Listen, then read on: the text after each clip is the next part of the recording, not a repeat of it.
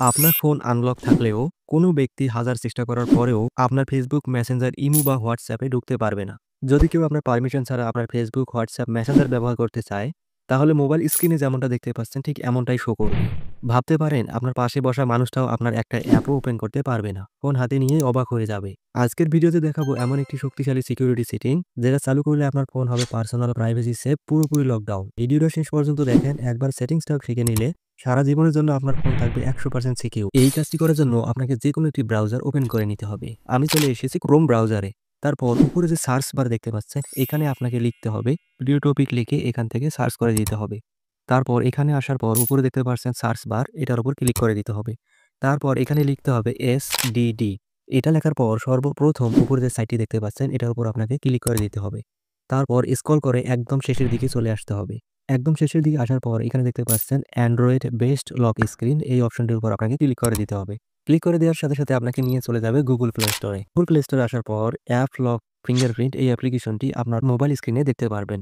এই অ্যাপ্লিকেশনটি আপনাকে এখান থেকে ডাউনলোড করে নিতে হবে। যেহেতু আমি অনেক আগেই ডাউনলোড করে রেখেছি, দ্বিতীয়বার অ্যাপ্লিকেশনটি আমি ডাউনলোড করে নিলাম না। তারপর এখান থেকে বেরিয়ে আসতে হবে। তারপর আপনার মোবাইল স্ক্রিনে থাকা অ্যাপ লক, এই অ্যাপসটির উপর ওপেন করে দিতে হবে।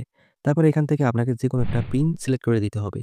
তারপর এখান থেকে যদি আপনি ফিঙ্গারপ্রিন্ট দিতে চান তাহলে ইয়েস, আর যদি ফিঙ্গারপ্রিন্ট দিতে না চান তাহলে নো অপশনে ক্লিক করে দিবেন। তারপর অ্যাপ্লিকেশনটির ভিতর আসার পর একদম নিচের দিকে দেখতে পাচ্ছেন প্লাস আইকন, এটার উপর আপনাকে ক্লিক করে দিতে হবে। এখানে আসার পর আপনি ইচ্ছা মতো আপনার ইচ্ছা অনুযায়ী যে কোনো অ্যাপস গুলো সিলেক্ট করে রাখতে পারবেন। আপনি যেই অ্যাপস গুলো সিলেক্ট করে রাখবেন, শুধু আপনি ছাড়া কারো বাপের সাধ্য নাই সেই অ্যাপস গুলোর ভিতরে প্রবেশ করতে পারে। তারপর নিচে যে আবার প্লাস আইকন দেখতে পাচ্ছেন, এটার উপর ক্লিক করে দিবেন। ক্লিক করে দেওয়ার পর এখানে দেখতে পাচ্ছেন ওকে, এই অপশনটির উপর আপনাকে ক্লিক করে দিতে হবে। তারপর এখানে নিচে দেখতে পাচ্ছেন অ্যাপ লক, এটাকে আপনাকে পারমিশন দিয়ে রাখতে হবে।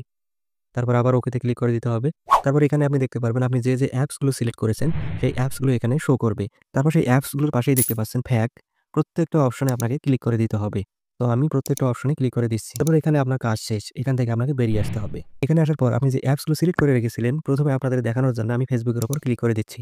ফেসবুকের উপর ক্লিক করে দেওয়ার সাথে সাথে আপনি দেখতে পাচ্ছেন, তার মানে আপনি ছাড়া এখানে কেউ প্রবেশ করতে পারবে না। তো চলুন এবার আপনাদেরকে দেখিয়ে দেই আপনি এই অ্যাপসগুলো কিভাবে ব্যবহার করবেন। আপনি ব্যবহার করার জন্য এর উপর ওপেন করে দিতে হবে। তারপর ওকে দেখতে পাচ্ছেন, এটাতে লং প্রেস করে কিছুক্ষণ ধরে রাখতে হবে। তারপর আপনি যে পিন কোডটি দিয়েছিলেন সেই পিন কোডটি এখানে প্রেস করে দিতে হবে।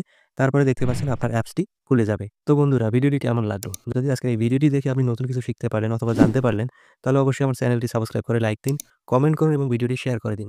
আর আপনি যদি আমার এই ভিডিওটি ফেসবুক পেজে দেখে থাকেন, তাহলে অবশ্যই পেজটি ফলো করতে ভুলবেন না। ধন্যবাদ সবাইকে।